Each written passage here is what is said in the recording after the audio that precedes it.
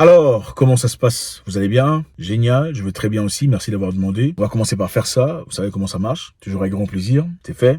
J'espère que vous allez bien. Aujourd'hui, on va parler encore une fois de notre histoire très intéressante. Nous sommes au Niger.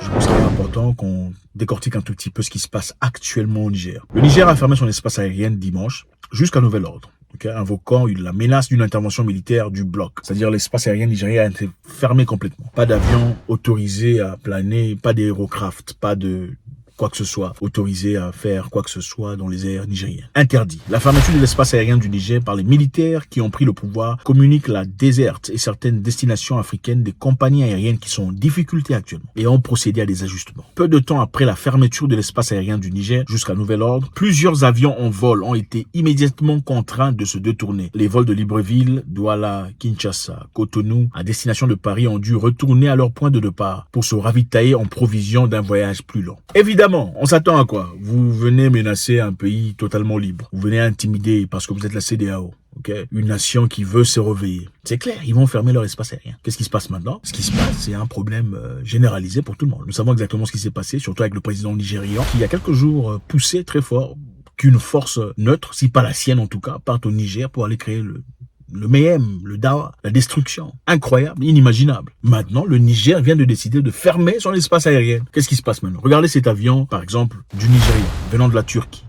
Obligé de faire un détour total pour ne pas accéder à l'espace aérien nigérienne. Vous voyez? Donc déjà, nous savons que la Libye est un lieu non autorisé, peu recommandé, parce que c'est dangereux. Maintenant, vous cherchez encore des problèmes avec ce pays grand, le Niger, qui obligatoirement créera des problèmes pour tous les pays sous bord. Incroyable, inimaginable. Beaucoup de gens disaient que la junte au Niger est en train de faire des histoires selon leur propre cœur et qui n'ont pas l'accord du peuple. Mais nous étions tous surpris de voir que plutôt des milliers de partisans de la junte ont afflué dans un stade à Niamey, la capitale, applaudissant la décision de ne pas céder aux pressions extérieures pour se retirer dimanche après la prise de pouvoir. Évidemment, on a essayé d'intimider les Nigériens.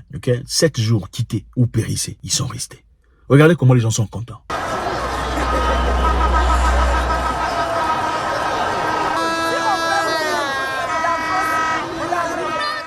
Très content. Maintenant, face à la menace d'intervention qui se fait de plus en plus sentir, l'espace aérien nigérien est fermé à compter d'aujourd'hui, a déclaré dimanche soir un représentant de la junte dans un communiqué diffusé à la télévision nationale. Face à la menace d'intervention qui se précise à travers la préparation à partir d'un pays voisin, l'espace aérien nigérien est fermé à compter de ce jour, dimanche 6 août 2023, pour tous les aéronefs jusqu'à nouvel ordre. Toute tentative de violation de l'espace aérien national fera l'objet d'une riposte énergique et instantanée. On a fermé l'espace aérien. Il a indiqué qu'il y avait un prédéploiement de forces dans 2 pays d'Afrique centrale en vue d'une intervention, mais n'a pas donné de détails. Prédéploiement dans 2 pays d'Afrique centrale. C'est quel pays? L'Afrique centrale et le Cameroun, l'Afrique, le Congo, je sais pas. 2 pays d'Afrique centrale, on n'a pas nommé. Il y a un prédéploiement. Donc, il y a des militaires qui s'entassent. L'objectif, évidemment, c'est d'aller intervenir. Bon, comment ils ont cette information, on ne sait pas. Renseignement et sécurité, certainement. On ne sait pas. Peut-être, on ne sait pas trop. Les Russes, peut-être. Les forces armées nigériennes et toutes nos forces de défense de sécurité soutenues par le soutien sans faille de notre peuple sont prêtes à défendre l'intégrité de notre territoire, a-t-il déclaré. Les forces nigériennes et notre peuple sont prêtes à défendre l'intégrité de notre territoire. Le peuple, c'est un militaire, il parle aussi du peuple. Le peuple est aussi prêt. Moi, je sais pas. Les peuples ne sont pas les mêmes. Il y a des peuples froussards, donc c'est-à-dire, quand ça commence, ils commencent à faire, oh, l'arme, ils fouillent. Donc, aucun sens d'intégrité, de dignité, de masculinité. Mais, remuer les fesses, il faut remuer les fesses. Mais l'intégrité nationale, la dignité de l'homme, vous avez touché ma sœur, je n'accepterai pas. Prenez ma vie au lieu de toucher ma fille. Ça, ils ont pas. Continuons. 3. Italie. Alors, qu'est-ce qui se passe? Le dimanche, l'Italie a déclaré qu'elle avait réduit ses effectifs au Niger pour faire de la place dans sa base militaire aux civils italiens qui pourraient avoir besoin de protection si la sécurité se détériorait. Ah bon? C'est quand même intéressant. Je n'étais pas au courant qu'il y avait des militaires italiens au Niger. Très intéressant. Pourquoi ils sont là-bas?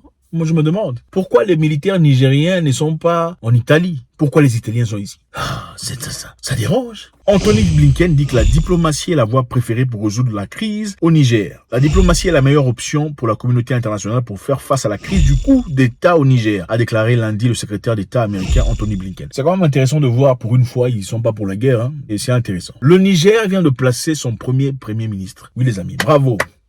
On dit que les putschistes du Niger ont désigné lundi Ali Mohamed Lamine Zein comme nouveau premier ministre du pays dans un communiqué lu à la télévision nationale. Zein était auparavant directeur de cabinet et ministre des Finances du Niger. Donc évidemment, il faut placer des gens compétents et aussi je pense qu'il était nécessaire pour vraiment établir son pouvoir qui est douté par beaucoup. Il faudrait créer un gouvernement. Et c'est très bien de placer un premier ministre pour affermir, pour justifier, c'est-à-dire pour faire voir de force que nous sommes là. Nous ne sommes pas là pour 2 secondes, nous sommes là pour rester. Alors, les États-Unis ont envoyé des gens pour aller discuter. Évidemment, il faut savoir ce qui se passe. Vous avez, initialement, ils voulaient qu'on garde le président Bazoum. Après, ce qu'on ressent, ce qu'on remarque, c'est une réalité totalement différente, où le Mali et le Burkina Faso soutiennent de force le Niger. Bravo pour ça, en tout cas. Ils changent leur vapeur. Voilà. Qu'est-ce qu'ils disent? Ils ont envoyé quelqu'un, Victoria Nuland. Qui connaît Victoria Nuland?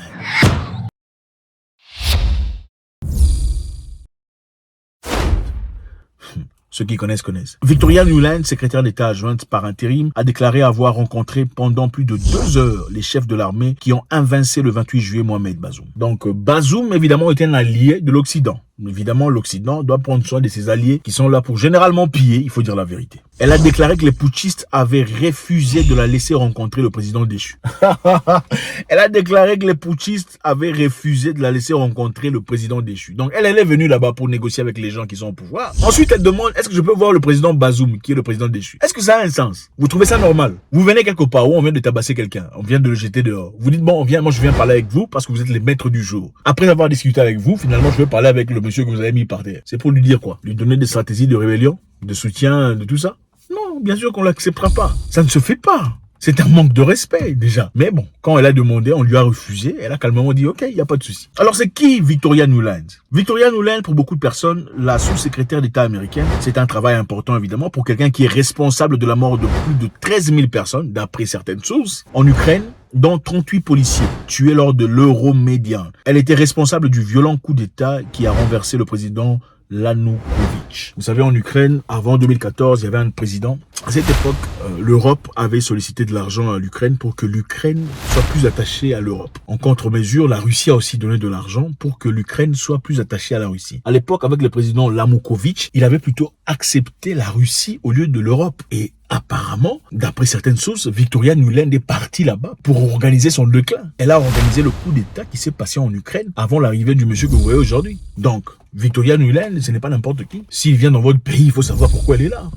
Non, c'est pas quelqu'un qu'il faut acclamer comme ça. C'est un peu quand machin frappe à ta porte, tu sais, toi tu es là pour comment? Tu fais quoi ici? Voilà. Et je sais pas, je pense que c'est une très bonne décision. D'abord, en récapitulation, le Niger ferme son espace aérien. En tout cas, contre tous les pays, toutes les personnes qui sont levées contre le Niger. La CEDEAO, toutes ces personnes qui racontaient des bobards et tout le bazar, désormais sont obligées de faire des détours pour aller. Et c'est quoi le résultat est très simple. Les billets, le prix des billets vont monter, dépendamment du nombre de temps qui compte et laisser ça comme ça. Pourquoi? Parce qu'il faut beaucoup plus de carburant, il faut beaucoup plus d'heures de vol. Les billets vont monter. Les entreprises vont avoir des coûts. Ils vont en recevoir, sans doute. Le pouvoir en force au Niger est soutenu clairement par la population. Ils l'ont montré. Ils ont déployé leur force. Ils l'ont dit ouvertement. L'Italie décide de réduire l'effectif dans ses camps pour accommoder les civils qui viendraient en cas de difficulté. Si la sécurité s'est détériorée, donc, est-ce qu'ils connaissent quelque chose qu'on ne connaît pas? Je sais pas. Blinken qui dit préfère le mode de démocratie, la diplomatie est la voie préférée. Intéressant pour une fois. Le Niger choisit son premier ministre pour la première fois. Bravo. Victoria Nuland qui vient apporter... On l'a bien évité. Merci infiniment les amis, c'est toujours avec beaucoup de plaisir. Faites-moi savoir ce que vous en pensez. Est-ce que c'est une bonne décision? La position du Niger aujourd'hui de refuser tout contact externe. Numéro 1. Numéro 2, refuser de céder à la pression. Céder à la pression externe. Est-ce que c'est une bonne chose? Numéro 3, on dit qu'il y a déploiement militaire dans 2 pays centrafricains. Quels sont ces pays d'après vous? Qui préparent à faire tomber leurs propres frères. Numéro 4, le refus d'accepter Victoria Nuland. Refuser de lui accorder cette audience avec Bazoum. Est-ce une bonne idée? Ne partez pas sans laisser un commentaire, vous savez de quoi il s'agit. On veut apprendre de vous. Ce n'est pas mon show, c'est nous tous qui apprenons. Merci. Ne partez pas sans laisser votre commentaire. Au revoir.